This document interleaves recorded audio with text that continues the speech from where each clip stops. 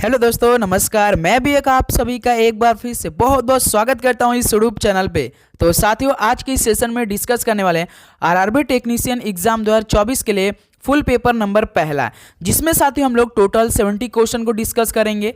तो साथियों, जैसा कि आज 16 दिसंबर है, सुबह के 8 बज चुके हैं, तो दिन की शुरुआत तो हम लोग पहले बहुत ही अच्छी तरीके से करने जा रहे हैं, क्योंकि हम लोग साथी कल से जो आपका रेलवे एग्जाम एक बार फिर से स्टार्ट हो रहा है, उससे पहले ही साथियों एक पेपर को हल कर लेते हैं। यदि आप अपने शिफ्ट से पहले ये पेपर हल कर लेते हैं तो मेरा मानना है जो जो इसमें तराशा हुआ प्रश्न लिया गया है साथियों, आपके पेपर में कम से कम 3 से 4 क्वेश्चन रिपीट देखने को मिल सकता है। तो साथ ही हम लोग टारगेट क्या रखेंगे, 70 आउट ऑफ 70 सही करने का लक्ष्य प्लस याद करने का भी साथ ही यही टारगेट होना चाहिए।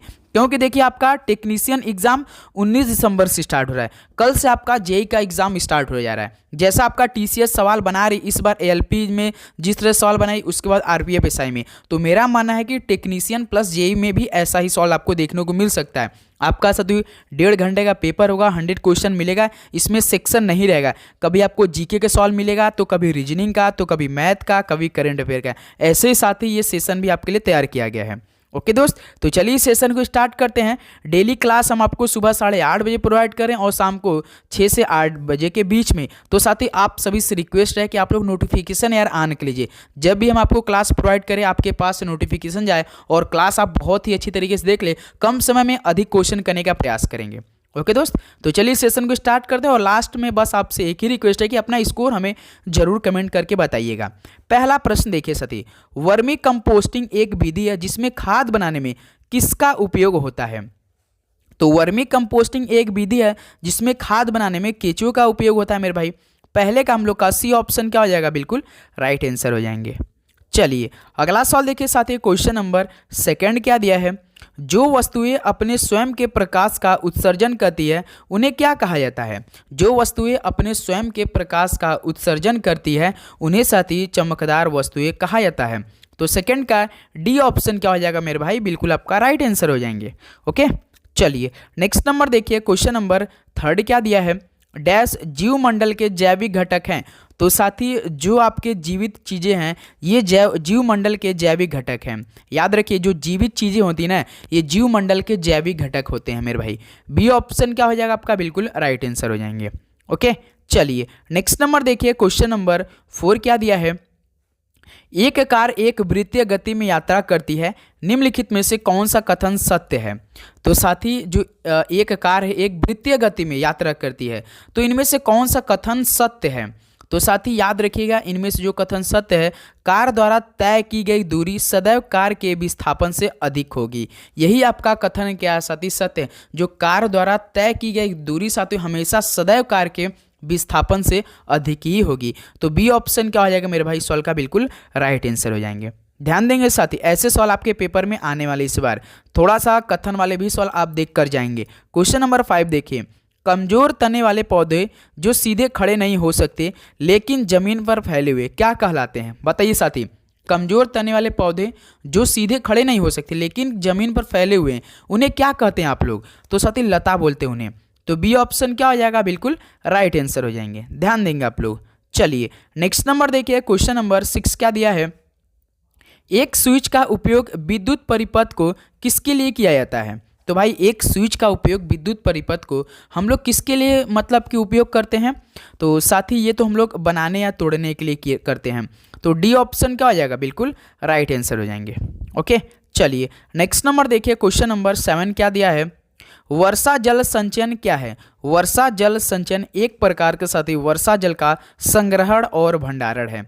तो 7 का बी ऑप्शन क्या हो जाएगा, बिल्कुल राइट आंसर होने वाले। तो साथ ही 70 क्वेश्चन करना है, तो टाइम को थोड़ा सा मेंटेन करके चलेंगे। सवाल को हम लोग फटाफट आपकी स्क्रीन पर आएगा और आप जवाब देते चलेंगे और याद करते चलेंगे। क्वेश्चन नंबर 8 देखिए, वाहन द्वारा तय की गई दूरी को मापने के लिए उपयोग किए जाने वाली मीटर को किसके रूप में जाना जाता है? तो वाहन द्वारा तय की गई दूरी को मापने के लिए उपयोग किए जाने वाले मीटर को साथ ही ओडोमीटर के रूप में जाना जाता है। डी ऑप्शन क्या आ जाएगा आपका, बिल्कुल राइट आंसर हो जाएंगे।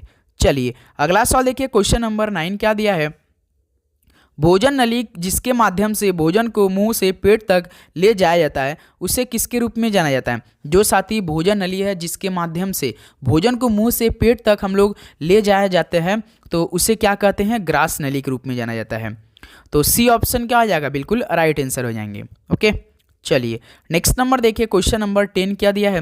वैद्युत चुंबक उपयोग किए जाते हैं। तो ये किस में उपयोग किए जाते हैं? जो वैद्युत चुंबक उपयोग है तो मेरे भाई ये विद्युत घंटी में किया जाता है। तो 10 का सी ऑप्शन क्या हो जाएगा? बिल्कुल राइट आंसर हो जाएंगे। ओके, चलिए अगला सवाल देखिए, क्वेश्चन नंबर 11 क्या दिया है?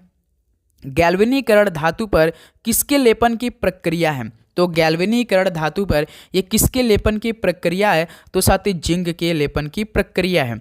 11 का डी ऑप्शन क्या होने वाला? बिल्कुल राइट आंसर हो जाएंगे। उम्मीद करूंगा दोस्तों आपको हर एक क्वेश्चन काफ़ी अच्छे समझ में आ रहे होंगे और भाई साथ में याद भी करते चलेंगे। ओके, क्वेश्चन नंबर 12 देखिए, उस प्रक्रिया को क्या कहते हैं जिसमें लोहे की राड के गर्म सिरे से ठंडे सिरे तक ऊष्मा का स्थानांतरण होता है? तो भाई उस प्रक्रिया को क्या कहते हैं जिसमें लोहे की रॉड के गर्म सिरे से ठंडे सिरे तक ऊष्मा का स्थानांतरण होता है? तो साथ ही याद रखिए चालन में। तो सी ऑप्शन क्या हो जाएगा? बिल्कुल राइट आंसर हो जाएंगे।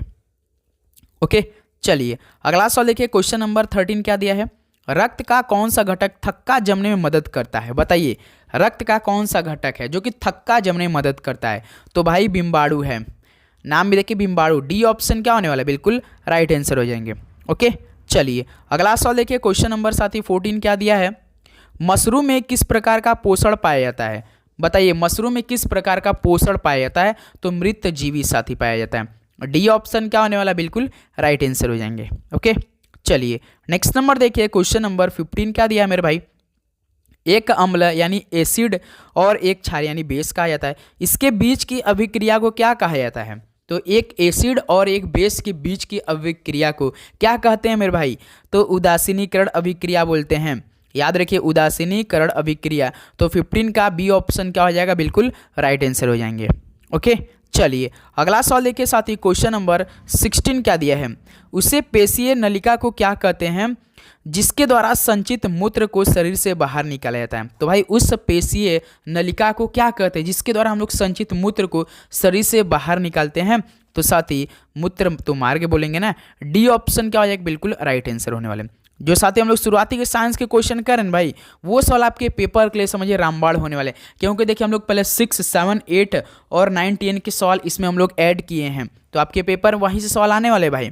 निम्नलिखित में से पादप के कौन से भाग कायिक प्रवर्धन में सहायता करते हैं? तो साथी पादप के कौन से भाग कायिक प्रवर्धन में सहायता करते हैं? तो एक तो जड़ें, तने और पत्तियां। तो सी ऑप्शन क्या हो जाएगा? बिल्कुल राइट आंसर हो जाएंगे। ओके, चलिए अगला सवाल देखिए, क्वेश्चन नंबर 18 क्या दिया है? मिट्टी की तैयारी के बाद की जाने वाली कृषि पद्धति क्या है? तो मिट्टी की तैयारी के बाद जो की जाने वाली कृषि पद्धति है वो साथी आपका बुआई होती है ना। जैसे हम लोग अपना गेहूं बोना का स्टार्ट हो गया समय, तो साथ ही पहले हम लोग देखिए उसमें कुछ सब्जी लगाए थे, सब्जी खत्म हुआ, उसके बाद हम लोग क्या किए साथ उस मिट्टी को तैयार किए। जैसे कि मिट्टी की तैयार हम लोग कैसे करते हैं अपने, जैसे कि आप देखते होंगे खेतों में क्या होता है, ट्रैक्टरों से जुताई होती है, मिट्टी उट्टी सब बढ़िया बनाया जाता है। उसके बाद क्या कर देते हैं उसमें हम लोग गेहूं अपना बो देते हैं, जो कि टाइम आ चुकी है। अब दही किस जीवाणु कारण होता है बनता है? बताइए दही किस जीवाणु कारण बनता है भाई? ये तो लैक्टोबैसिलस के कारण। डी ऑप्शन क्या हो जाएगा? बिल्कुल राइट आंसर हो जाएंगे। ओके, चलिए अगला सवाल देखिए, क्वेश्चन नंबर 20 क्या दिया है? ईंधन के इकाई मात्रा के पूर्ण दहन द्वारा मुक्त ताप की मात्रा को किस रूप में जाना जाता है? तो ईंधन के इकाई मात्रा के पूर्ण दहन द्वारा मुक्त ताप की मात्रा को किस रूप में जाना जाता है? तो उष्मीय मान के रूप में जाना जाता है। 20 का डी ऑप्शन क्या हो जाएगा? बिल्कुल राइट आंसर हो जाएंगे। ओके, चलिए नेक्स्ट नंबर देखिए, क्वेश्चन नंबर 21 क्या दिया है? वह सुरक्षित क्षेत्र जहां जानवर बिना किसी बाधा के अपने प्राकृतिक निवास स्थान में रहते हैं। बताइए वह जो सुरक्षित क्षेत्र है जहां पे जानवर बिना किसी बाधा के अपने प्राकृतिक निवास स्थान में रहते हैं, तो उसे क्या बोलते हैं? तो भाई याद रखिए अभयारण्य बोलते हैं। 21 का बी ऑप्शन क्या हो जाएगा? बिल्कुल राइट आंसर हो जाएंगे। ओके, चलिए अगला सवाल देखिए, क्वेश्चन नंबर 22, नर और मादा युग्मकों के संयोजन की प्रक्रिया क्या कहलाती है? तो नर और मादा युग्मकों के संयोजन की प्रक्रिया क्या कहलाती है? तो साथी निषेचन कहलाती है। तो 22 नंबर का ए ऑप्शन क्या हो जाएगा आपका? बिल्कुल राइट आंसर होने वाला है। ओके, चलिए नेक्स्ट नंबर देखिए, क्वेश्चन नंबर 23 क्या दिया है? घर्षण बल हमेशा उस दिशा के कार्य करता है जिसमें निकाय को गतिमान करता है। तो साथी जो घर्षण बल होता है हमेशा उस दिशा के साथी वो विपरीत कार्य करता है, किसके अपोजिट कार्य करता है भाई, तो वो गतिमान करता है। तो इसका ये ऑप्शन क्या हो रहा है, बिल्कुल राइट आंसर हो जाएंगे। ओके चलिए अगला सवाल देखिए साथी, क्वेश्चन नंबर 24 क्या दिया मेरे भाई, प्रति सेकेंड दोलनों की संख्या को दोलन को क्या कहा जाता है। तो भाई प्रति सेकेंड दोलनों की संख्या को जो दोलन है इसको साथी आवृत्ति कहा जाता है। तो 24 नंबर का बी ऑप्शन क्या हो जाएगा, बिल्कुल राइट आंसर हो जाएंगे। ओके चलिए नेक्स्ट नंबर देखिए, क्वेश्चन नंबर 25 क्या दिया है दोस्त, किस वांछित धातु की किसी अन्य सामग्री पर विद्युत के माध्यम से परत जमा करने की प्रक्रिया क्या कहलाती है। तो किस वांछित धातु की किस अन्य सामग्री पर जो विद्युत के माध्यम से साथ ही परत जमने की प्रक्रिया होती है वो विद्युत लेपन कहलाती है। तो 25 नंबर का बी ऑप्शन क्या हो जाएगा भाई आपका, बिल्कुल राइट आंसर हो जाएंगे। ओके चलिए नेक्स्ट नंबर देखिए, क्वेश्चन नंबर 26 क्या दिया है, आवेशित वस्तु से भूमि पर आवेश के स्थानांतरण की प्रक्रिया को क्या कहा जाता है। तो भाई आवेशित वस्तु से जो भूमि पर आवेश के स्थानांतरण की प्रक्रिया क्या कहा जाता है, तो उसे साथ ही भू संयोजन कहलाता है। तो 26 का बी ऑप्शन क्या हो जाएगा, बिल्कुल राइट आंसर हो जाएंगे। ओके चलिए अगला सवाल देखिए, क्वेश्चन नंबर 27, वायुमंडलीय दाब पर 1 किलोग्राम ठोस को उसके गलनांक पर द्रव में बदलने के लिए जितनी उष्मा ऊर्जा की आवश्यकता है उसे क्या कहा जाता है।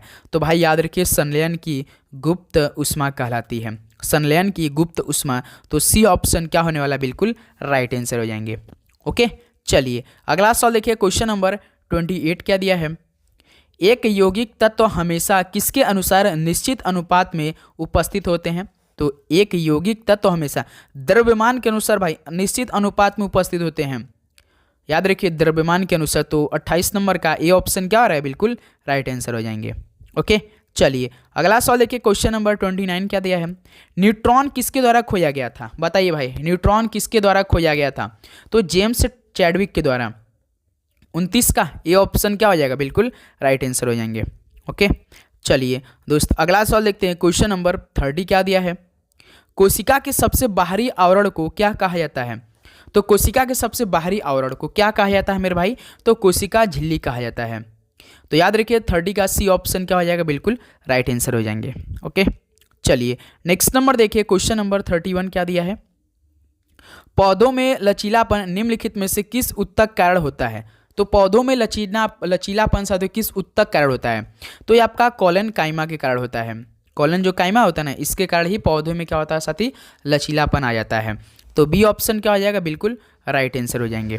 ओके चलिए नेक्स्ट नंबर देखिए, क्वेश्चन नंबर 32 क्या दिया है, एक ही क्षेत्र में एक निश्चित स्वरूप पर एक साथ 2 या 2 से अधिक फसलों को उगाने को किसके रूप में जाना जाता है। तो एक ही क्षेत्र में एक निश्चित स्वरूप पर एक साथ 2 या 2 से अधिक जो फसलों को उगाने को रूप में जाना जाता है वो साथी अंतर फसल कहलाता है।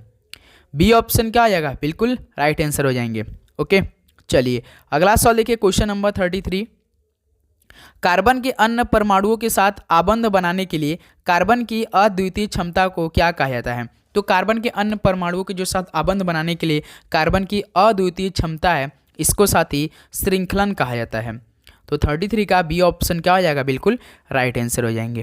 ओके चलिए अगला सवाल देखिए साथी, क्वेश्चन नंबर 34 क्या दिया है, प्रकाश संश्लेषण के उद्देश्य के लिए छोटे छिद्रों के माध्यम से पत्तियों में गैसों का आदान प्रदान होता है, ये छिद्र क्या है। तो भाई जो प्रकाश संश्लेषण के उद्देश्य के लिए छोटे छोटे छिद्र होते हैं ना इसके माध्यम से पत्तियों में जो गैस का आदान प्रदान होता है वो साथी एक प्रकार का स्टोमेटा रंध्र बोलते हैं ना, स्टोमेटा जो देखेंगे ऐसे ऐसे उठे रहते हैं पत्तियों में, तो स्टोमेटा होते हैं, रंध्र होते हैं। बी ऑप्शन क्या हो जाएगा, बिल्कुल राइट आंसर हो जाएंगे। चलिए अगला सवाल देखिए, क्वेश्चन नंबर 35, गुरुत्व के खिंचाव के कारण ऊपर और नीचे की तरफ तनों और जड़ों की क्रमशः वृद्धि होती है, क्या कहलाती है।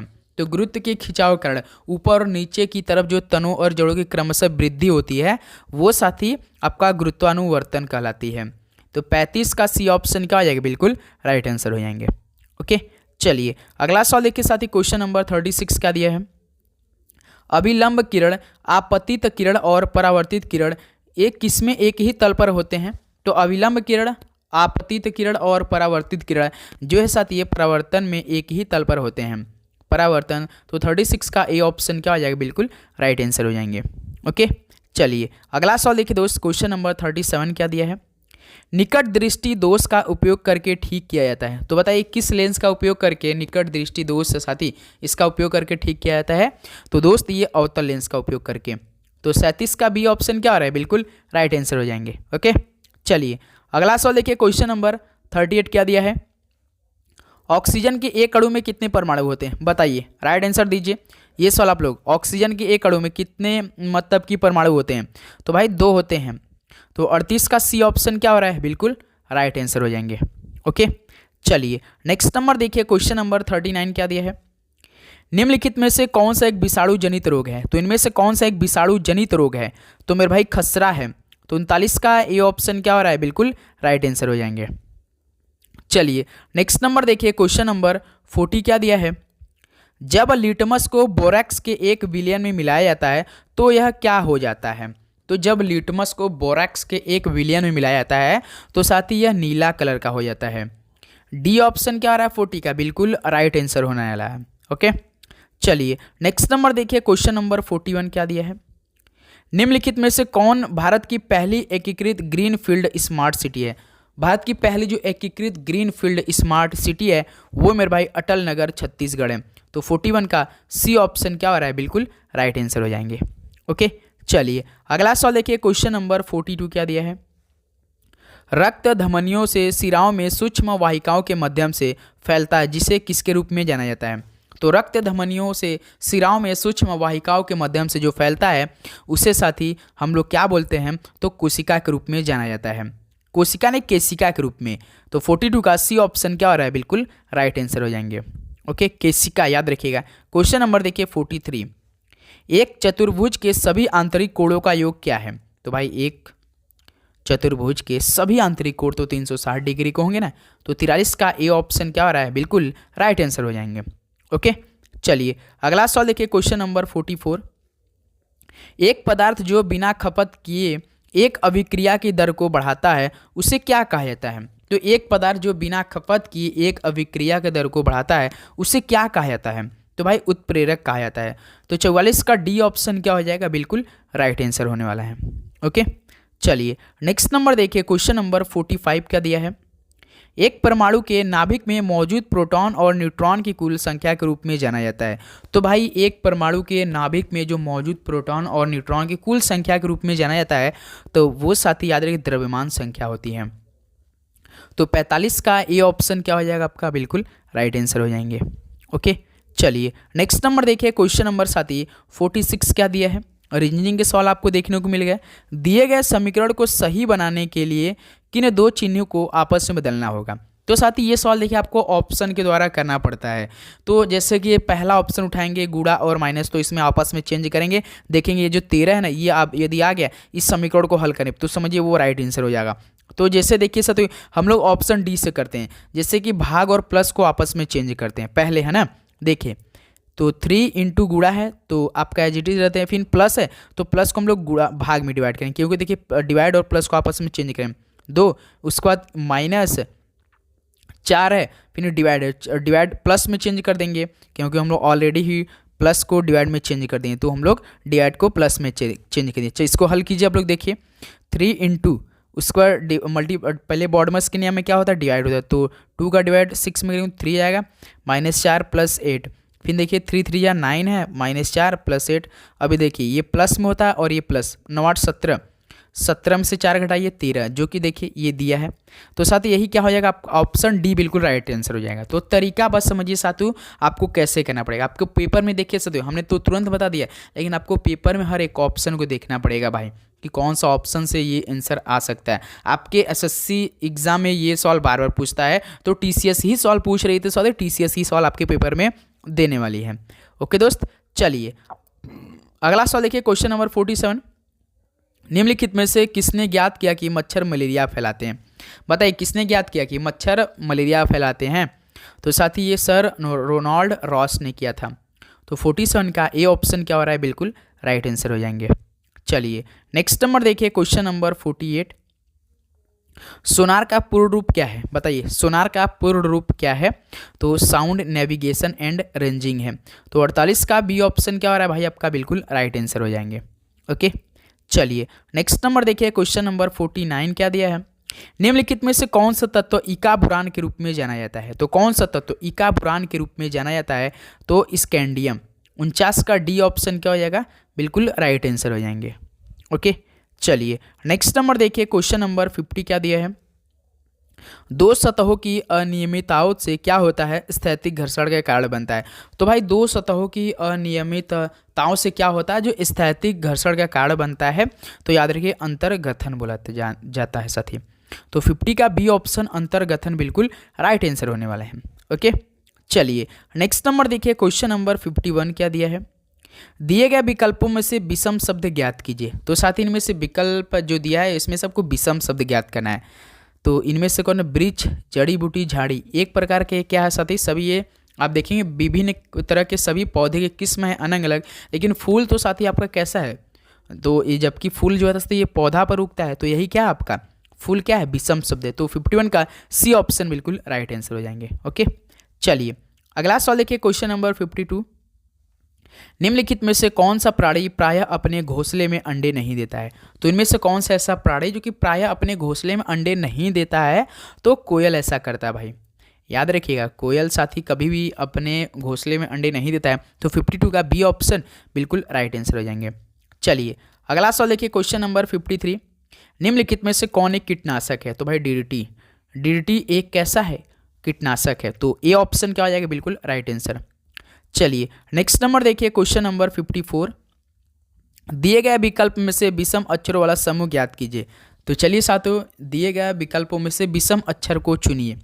तो पहला ऑप्शन देखिए UWY। तो U आपका 21, W आपका 23, Y आपका 25, यानी देखिए 21 23 प्लस 2, 23 से 25 यानी +2। फिर OQS, O आपका 15 पे होता है, Q आपका 17 पे, यस आपका 19, ये भी आपका प्लस प्लस 2 का है डिफरेंस। IKM, आई आपका 9, के आपका 11, एम आपका 13, बिल्कुल ये तो तीनों देखिए प्लस 9 से 13 +2, ये भी आपका +2 प्लस 2 का हुआ। लेकिन ऑप्शन डी को देखिए, जी आपका 7 पे और ई आपका 5 पे, यही देखिए -2 हो गया। फिर सी आपका 3 पे यानी -2। सभी ये तीन तो +2 में सीरीज में बड़े थे, लेकिन ये -2 हो गया। तो यही क्या है सर, ऑप्शन डी GEC क्या है, डिफरेंस है। तो डी ऑप्शन क्या हो जाएगा यहाँ से, बिल्कुल राइट आंसर हो जाएंगे। ओके चलिए अगला सवाल देखिए, क्वेश्चन नंबर 55 क्या दिया है। आप सोच रहे हो कि सर इतना फटाफट सवाल क्यों करा रहे भाई, देखिए आज 16 दिसंबर है, परसों 2 दिन से बाद आपका एग्जाम स्टार्ट हो रहा है, तो कम समय में अधिक क्वेश्चन करने का प्रयास हम लोग कर रहे हैं। इसलिए आप सभी से रिक्वेस्ट है कि नोटिफिकेशन यार ऑन कर लीजिए, क्योंकि आज से आपका दोपहर 12:30 बजे साथ ही साइंस की प्योर फुल आपका TCS में जो पिछले कम से कम 3 से 4 वर्षों में सवाल पूछे गए ना, वो एक एक लाइन प्लस उसका साथ जो फैक्ट है ना वो बताते चलेंगे। वही सवाल साथ फैक्ट से ही आने वाले आपके पेपर में सवाल, याद रखिएगा। आवर्तन के बाद उभरे अवतल लेंस के प्रमुख फोकस पे मिलने वाली प्रकाश की किरणें होगी। तो क्या होगी, जो अपवर्तन के बाद उभरे अवतल लेंस के प्रमुख फोकस दर होती हैं, साथ ही मिलने वाली प्रकाश की किरण होती है, ये साथ ही आपका प्रमुख अक्ष के समांतर होगी। तो 55 का बी ऑप्शन क्या हो जाएगा, बिल्कुल राइट आंसर। चलिए नेक्स्ट नंबर देखिए, क्वेश्चन नंबर 56 क्या दिया। निम्नलिखित में से किस तत्व में सबसे अधिक विद्युत ऋणात्मक है। तो किस तत्व में सबसे अधिक विद्युत ऋणात्मक है, तो साथ ही फ्लोरीन में है। तो 56 का ये ऑप्शन क्या हो जाएगा, बिल्कुल राइट आंसर हो जाएंगे। चलिए अगला सवाल देखिए, क्वेश्चन नंबर 57। एक पूर्णिमा और अगली पूर्णिमा के बीच की अवधि कितने दिनों से अल्पावधिक है। तो एक पूर्णिमा और अगली पूर्णिमा के बीच की जो अवधि जो साथी अल्पावधिक होती है, वो टोटल आपके साथी 29.5 दिन हो जाती है। तो सी ऑप्शन क्या हो जाएगा, बिल्कुल राइट आंसर हो जाएंगे। ओके चलिए नेक्स्ट नंबर देखिए, क्वेश्चन नंबर 58 क्या दिया है। निर्जलीकरण के दौरान शरीर द्वारा आमतौर पर खोया जाने वाला पदार्थ कौन सा है। तो निर्जलीकरण के दौरान जो शरीर द्वारा साथ ही आमतौर पर खोया जाने वाला पदार्थ होता है, वो आपका सोडियम क्लोराइड है। 58 का ए ऑप्शन क्या हो जाएगा आपका, बिल्कुल राइट आंसर हो जाएंगे। ओके चलिए अगला सवाल देखिए साथी, क्वेश्चन नंबर 59 क्या दिया है। सार्वभौमिक संकेतों में 4 से 5 का pH इंगित करता है। तो सार्वभौमिक संकेतों में 4 से 5 का pH इंगित करता है, तो क्या, तो भाई दुर्लभ अम्ल। तो 59 का बी ऑप्शन क्या हो जाएगा, बिल्कुल राइट आंसर हो जाएंगे। ओके चलिए अगला सवाल देखिए, क्वेश्चन नंबर 60 क्या दिया है। आधुनिक मानव का वैज्ञानिक नाम क्या है। आधुनिक मानव का वैज्ञानिक नाम तो होमो सैपियंस है भाई। तो फिर 60 का बी ऑप्शन क्या हो जाएगा, बिल्कुल राइट आंसर हो जाएंगे। ओके, चलिए अगला सवाल देखिए, क्वेश्चन नंबर 61 क्या दिया। डैश विटामिन सी का सबसे समृद्ध स्रोत। विटामिन सी का सबसे समृद्ध स्रोत तो भाई नींबू ही है, खट्टा चीज। ऑप्शन ए क्या हो जाएगा, बिल्कुल राइट आंसर होने वाले हैं। ओके, चलिए अगला सवाल देखिए, क्वेश्चन नंबर 62 भाई। जब दो या दो से अधिक प्रतिरोधक को समान दो बिंदुओं के बीच जोड़ा जाता है तो उन्हें किससे जुड़ा हुआ कहा जाता है, बताइए।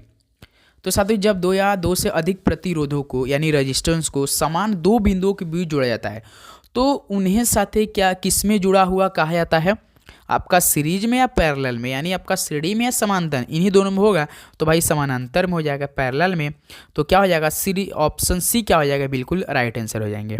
ओके, चलिए अगला सवाल देखिए, क्वेश्चन नंबर 63 भाई रीजनिंग के सवाल है। नाक का संबंध गंध से तो कान का संबंध भाई ध्वनि से होना चाहिए ना। नाक से गंध, कान से ध्वनि, डी ऑप्शन क्या हो जाएगा, बिल्कुल राइट आंसर हो जाएंगे। ओके, चलिए अगला सवाल देखिए, क्वेश्चन नंबर 64। निम्नलिखित में से कौन भारतीय राष्ट्रपति के सबसे लंबे समय तक पद पर कार्यरत रहे। तो कौन ऐसे भारतीय राष्ट्रपति साहब थे जो कि सबसे लंबे समय तक अपने पद पर काम करते रह गए, कार्यरत रहे, तो साथ ही डॉक्टर राजेंद्र प्रसाद जी थे। तो 64 का डी ऑप्शन क्या हो रहा है भाई, बिल्कुल राइट आंसर होना है। ओके, चलिए अगला सवाल देखिए, क्वेश्चन नंबर 65।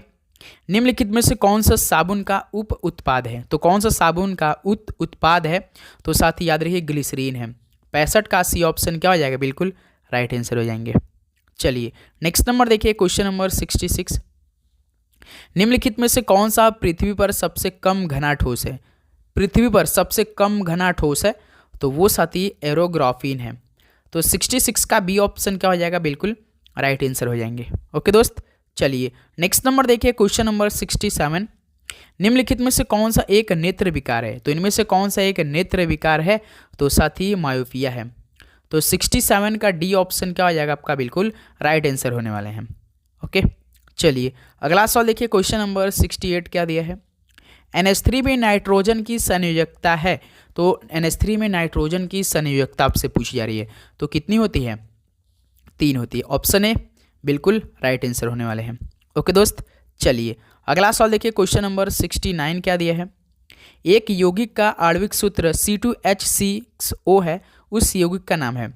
C2H6O है, उस यौगिक का नाम बताइए क्या हो जाएगा। तो डाईमेथिल होगा, इथर या तो इथेनॉल होगा, दोनों ही होगा भाई। डाईमेथिल इथर और इथेनॉल दोनों इसको बोलते हैं। बी ऑप्शन क्या हो जाएगा, बिल्कुल राइट आंसर हो जाएंगे। ओके, चलिए लास्ट 70 क्वेश्चन देखिए साथी। एक पूर्ण वर्ग संख्या में कभी भी इकाई स्थान पर अंक नहीं हो सकता। 1 का स्क्वायर 1, 2 का स्क्वायर 4, 3 का स्क्वायर 9, फिर उसके बाद 1 का क्यूब करेंगे तो 1 आएगा, 2 का क्यूब करेंगे तो 8 आएगा, 3 का क्यूब करेंगे तो 27। तो साथ ही देखिए कभी भी ना आप देखेंगे ना, तो जो आपका पूर्ण आपका जो कि वर्ग संख्या, इसमें कभी भी इकाई स्थान पर जो 3 है ये अंक नहीं आएगा। साथ ही 3 नहीं आएगा तो क्या हो जाएगा आपका 70 का सी ऑप्शन क्या हो जाएगा, 3 बिल्कुल राइट आंसर हो जाएंगे। ओके मेरे भाई, तो इस तरह से आपका साथी टोटल 70 क्वेश्चन कंप्लीट हो चुके हैं। अभी बताइए साथियों कि आप सभी का इस 70 क्वेश्चन पहले फुल पेपर में से आपका कितना स्कोर बना। पूरी ईमानदारी के साथ बताएंगे साथियों, क्योंकि 2 दिन बाद आपका एग्जाम स्टार्ट होने वाला है। शाम को भी साथी आरआरबी टेक्नीशियन का ही क्लास आपको देने वाला भाई। तो आप सभी से रिक्वेस्ट है, चैनल पे नए तो सब्सक्राइब करके नोटिफिकेशन ऑन कर लीजिए। आपका क्या प्रॉब्लम है, क्या डाउट है, सब बताइए साथी। कोई भी दिक्कत है तो बताइए, आपका हर एक जवाब का आंसर हम जरूर देंगे साथी। तो चलिए मिलते हैं साथी कल कल नहीं, आज शाम को एक और नए सेशन के साथ। सभी को जय हिंद, वंदे मातरम। पढ़ाई करते रहिए, ऑल द वेरी बेस्ट। आपका दिन मंगलमय हो। धन्यवाद।